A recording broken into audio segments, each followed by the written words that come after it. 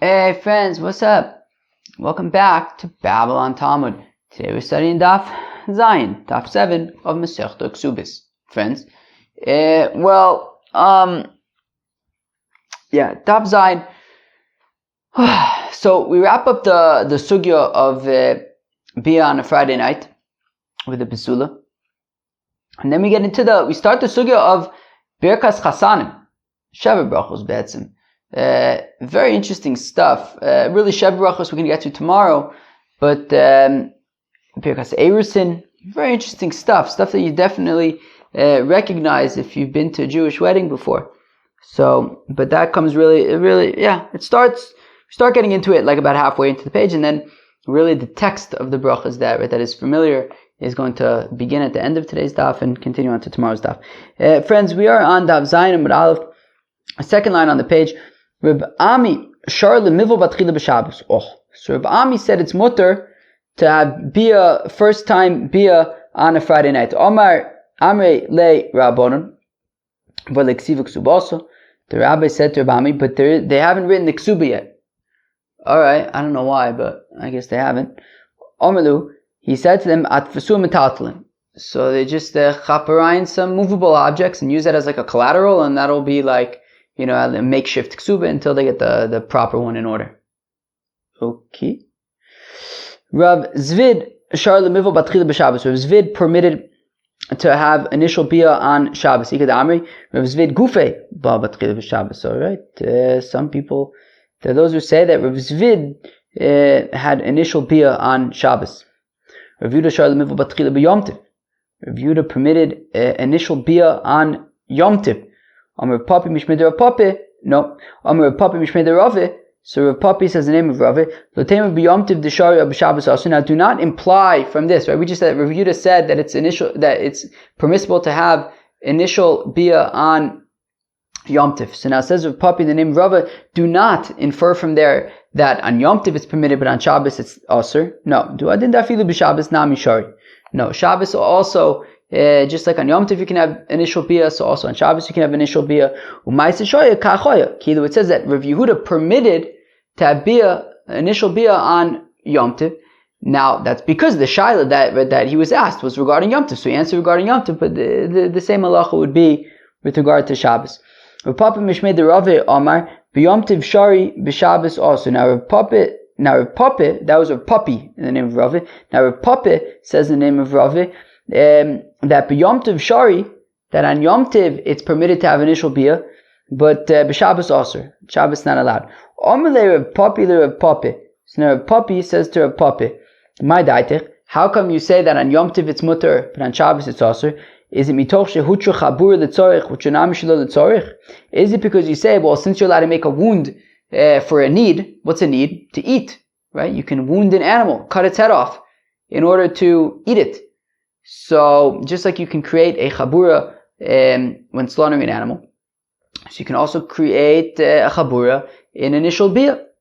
Well, so right. So if you're going to say that mitoch shutra letzorech, uchanami shelo letzorech, so if you're going to say that since a chabura is mutter for the needs of Yom Tov, for slaughtering an animal, so a chabura is also mutter in the context of bia. Elamiato mutter lasos mugmar b'Yom Tov timitoch shutra havar letzorech uchanami shelo letzorech. This is so geshmak.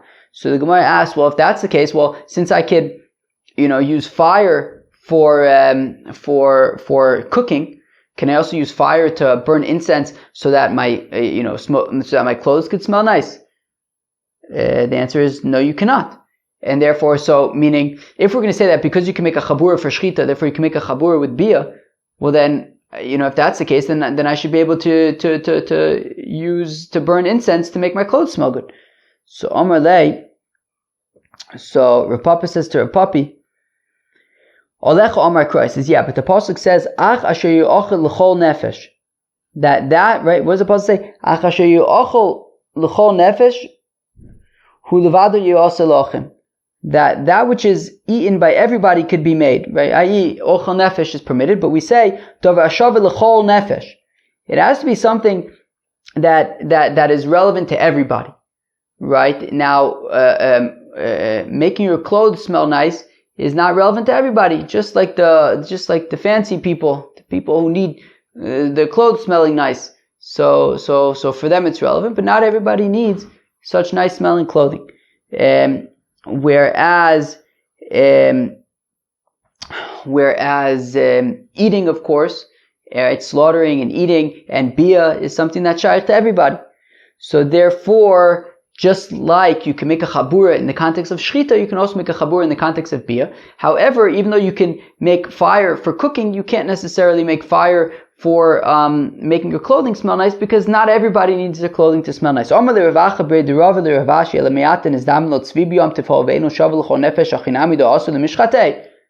you hear the kasha? Let's read it again. Rava says to Rashi that if the whole point is that it needs to be something that's shaykh to everybody, well then elamiyatin is damilo tzvi b'yomtiv. What if a fellow, I don't eat meat, as anybody who's been listening to Babylon Talmud for long enough knows, I don't eat meat. Now, I have eaten meat in the past. I haven't always not eaten meat. But I don't know if I ever ate deer. Or the fancy way to say that I think would be venison. I don't remember eating venison. The point being, I've eaten lots of cows and chickens. That's davar shavel hakol. Everybody eats cows and chickens. But venison, maybe not. So therefore, if the whole thing, right, if we're saying that you're not allowed to make a fire for the incense to make your clothes smell nice, because not everybody needs nice smelling clothes. Well, not everybody eats venison. So does that mean that it's also to slaughter venison on Yom Tov because not everybody eats it? Right? So since it's not something that everybody eats, should we say that it's also? Friends, listen to the answer. So Papa answers, oh.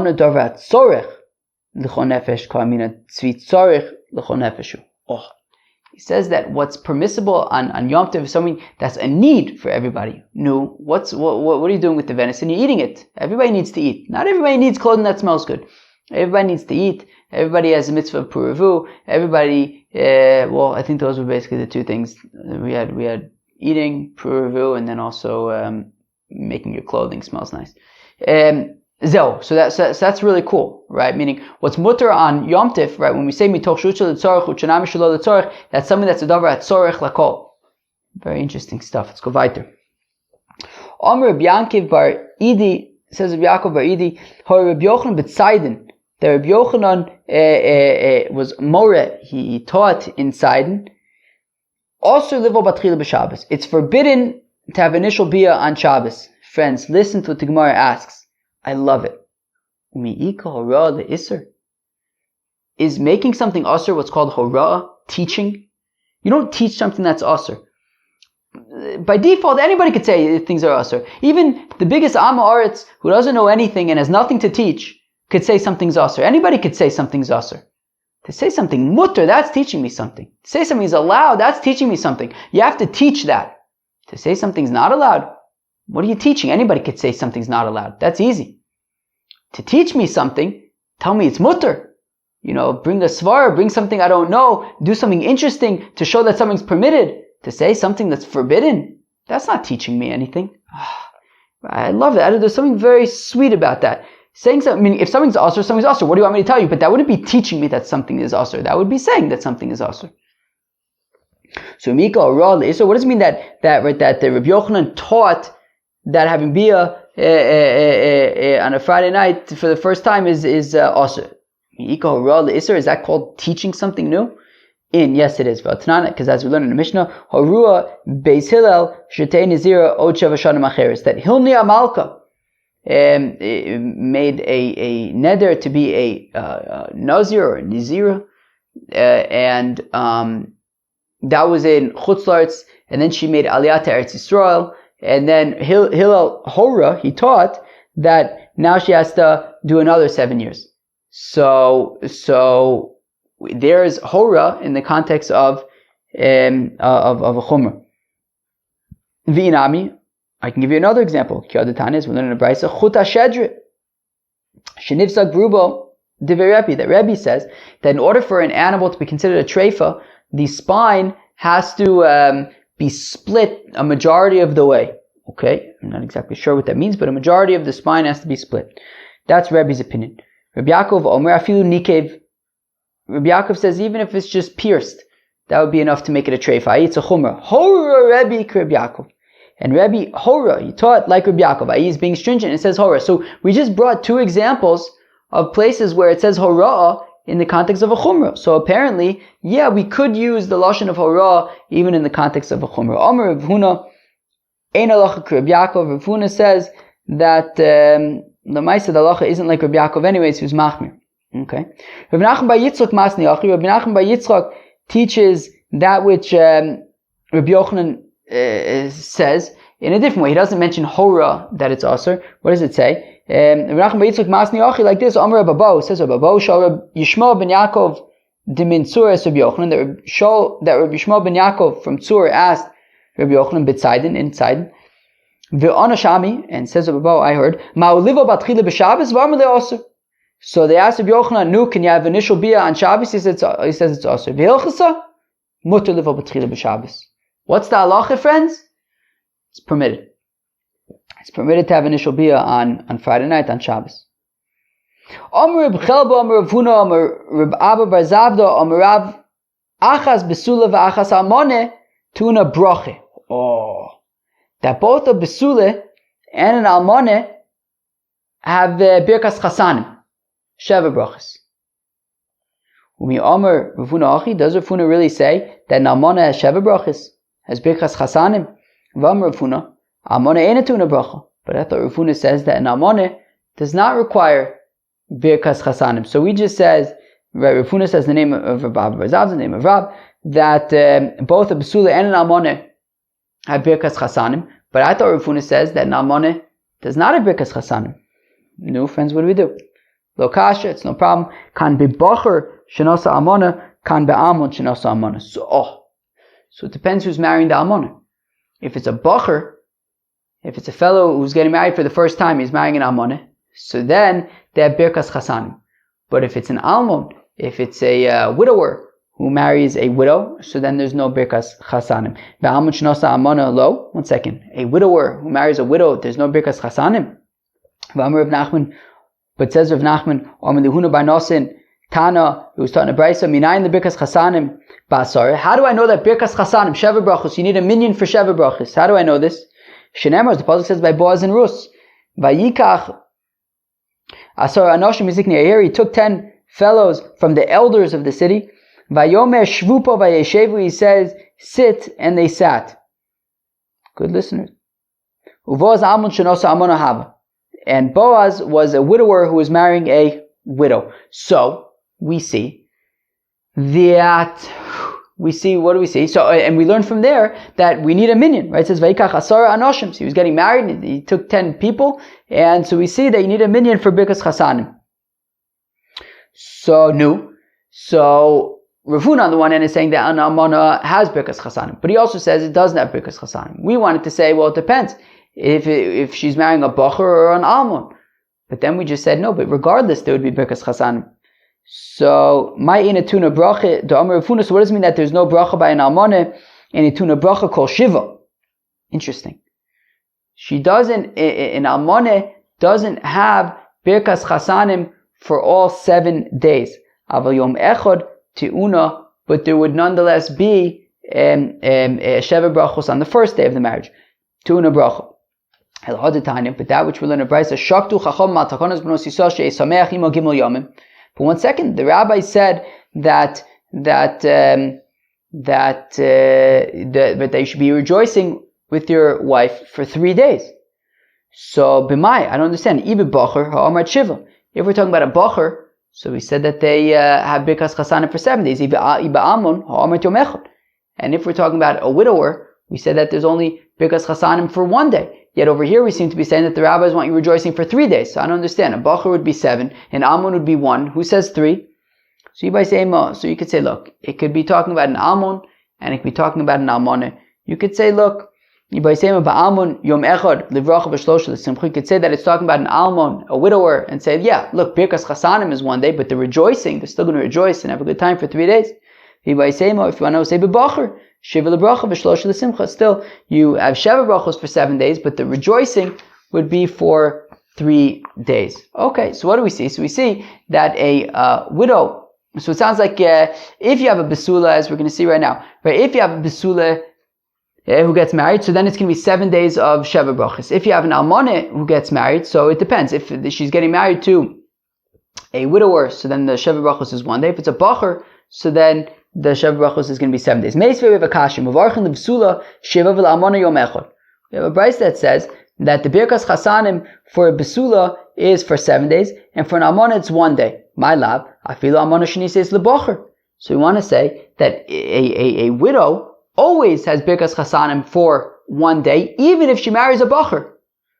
Lo, la'amon. No, it means that if an almana marries an almon, a widow marries a widower, so then there is Sheva Brachos for 1 day. Aval a bacher, my Shiva. But if a widow marries a bacher, so then there will be Sheva Brachos for 7 days. If that's the case, lesnei. Well, if that's the case, then let the brisa be clearer. Mevarch in the basula Shiva. That for a basula, so there is 7 days of Sheva Brachos.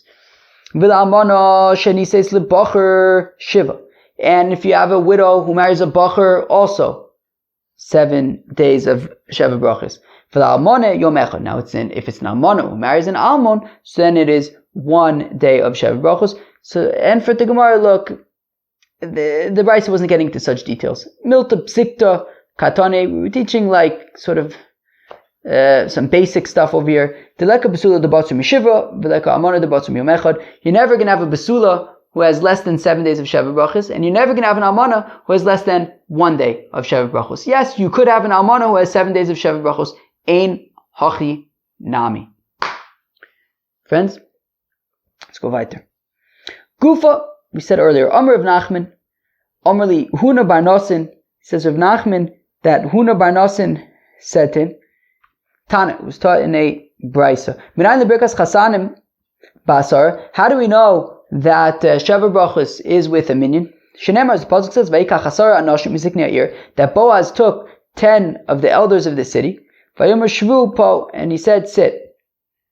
V'rababo, okay, so says Rav Nachman that it comes from the pasuk by Boaz. For Babo Amar me'ocha, whereas Babo says it comes from the following pasuk, B'makelos baruchu elokim, that in the throngs, the myriads, bless God, Hashem mimekor Yisrael, God from the source of Israel, and the source is I think the point is that it's talking about Pura Revu. So that's how we know that you need a minion for Sheva Brachos. Rav Nachman b'haikra to Babo my darish bay. What does Rav Nachman do with Rav Babo's pasuk of Makelus Baruch Elokim? Mi boyle lichdetanya. It's needed for the following brayso. How Rav Meir Omer, Rav Meir would say, Minayin shafilu ubim shebimei imon amushira alayom. How do I know that even fetuses inside of their mothers said the song on the sea? Shenem, as the pasuk says, b'makelos, right by the Kriyas Yamsuf, b'makelos baruch Elokim Hashem mimekor Yisrael, that in the myriads bless God from the source of Israel, that even right the children inside of their mothers, the babies sang. Am I right? V'idach. Now, according to Rav Babo, so what does he do with Rav Nachman's interpretation of that pasuk? Imkein le'makra mi beten. Okay, and a chinami, sure, okay, the fetus is saying that sounds beautiful, but it could have just said mi beten Yisrael, from their mother's bellies. Ma mi mekor al iske mekor. What does it mean? The source means items of regarding the source. I think the point of the source is talking about like marriage and Pura Revu. I think that's the point. Let me just look that up quickly. Yes, that appears to be correct. Okay. So what does Rav Babo do with Rav Nachman's pasuk by Boaz? So that's needed to teach Amonis Moabi v'lo Moabis, as we learned in Masechta Yevamis, that the prohibition against marrying an Ammonite or a Moabite is only Ammonite and Moabite boys, not Ammonite and Moabite girls, as is demonstrated by the fact that Boaz married Rus HaMoaviyah. And we see that Boaz got together a minion of the elders, and that was that. Because if all we needed was 10 people for Sheva Brachos, friends, You ever been at a Sheva Brachos where they just go and search for any Tom, Dick, and Harry to come in and try to give them a piece of cake or something so that they come to Sheva Brachos? For Sheva Brachos, you don't need Zikanim, you don't need elders, right? The point of the elders was to make a point, to learn, to teach that you're allowed to marry a Moavia. V'idach, and where Rav Nachman will retort, Isa Gadaitich Lemedrish, that if it was only to teach the Moavi, Amonis, Moavi v'lo Moavis, lo sagid elav asara, what, Yidavka, then why do you need 10? Either for Sume Milsa, for Sume Milsa. So the Gemara says, well, that's not such a good argument, because you could say just for pure Sum Nisa, right, Milsa, right, that they want people to know about this halach. And like Shmuel says to Rav Chanan Bagdato, Pok v'aisili be'asare, go and chaperine for me 10 people, ve'emelach be'anpayu, and I'll say to you in front of them, hamazakalu berkona, that if somebody gives something to a fetus, it's kona. Okay, so we see that Shmuel wanted a shtickle oilam in order to teach a new halacha so that people should know about it. So we could say over here also that, the point of gathering 10 elders was to teach Amoni v'lo Amonis, Moavi v'lo Moavis, and the 10 people were for Persume Nisa. V'ilchisa, the halacha is Amzakil Uber Lo Kono, that a fellow who, gives a gift to like to somebody and he gives it to the, like Uber to accept the fetus to accept it on that fellow's account, lo kana, it does not work.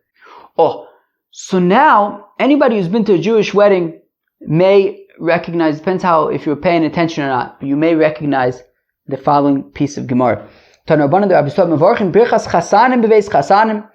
we bless the blessing of the grooms in the house of the grooms. Rabbi Yehuda Omer Ap Beis HaErisin.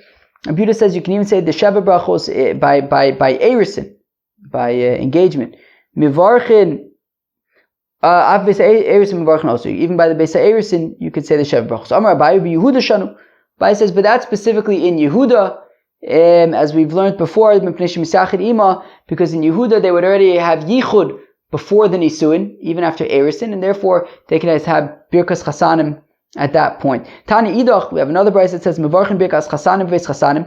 We say Birkas Chasanim by a wedding. Birkas Erisin Beis Erisin, and the blessing of Erisin, of betrothal in the but when there's an engagement. Birkas Erisin Mai Mevarech. What is the blessing of betrothal? What is the Birkas HaErisin? Ravin bar Ravada, Rabba bar Ravada, Tarvayu Mishmei, Dervuda Amir, Baruch Ato Hashem, Elokeinu Melech Olam, Asher Kedushanu Mitzvosim, Vitzivanu Ala Arayos, Barcelonos Arusis, Vitilanu Sanasuis, Lana Ede Chuppah Vikidushin. So let's read that right. I wanted to read it all at once because that's, you might recognize that flow. So we say, so let's read it, let's go over it. Baruch Ato Hashem Elokeinu Melech Olam, Asher Kedushanu Mitzvosav, Vitzivonu Al Arayos, and you commanded us on the Arayos. We know about the Arayos. We learned Masechta Yevamis. How's everybody doing after Masechta Yevamis? Vasalon Arusis, and you made forbidden to us those girls who are betrothed. Made also to the boys, the girls who are betrothed. Vitulonu Asanasuis, and you make permitted to us those who are married to us. By way of chuppah and kiddushin. And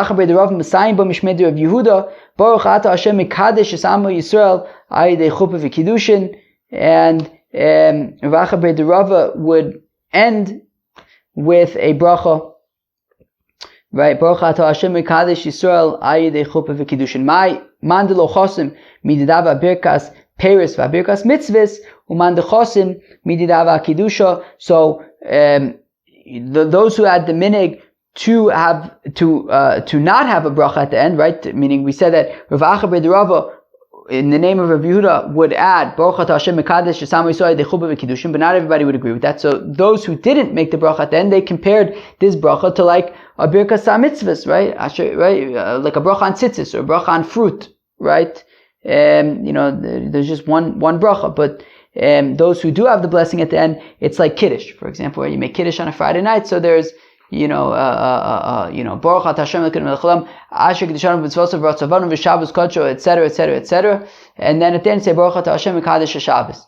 Right, so there's a baruch at the end as well. So because it's like kiddushin, so it's like kiddush, and therefore there should be baruch at the end as well. Friends, that was Daf Zayin of Masechet Ksubis.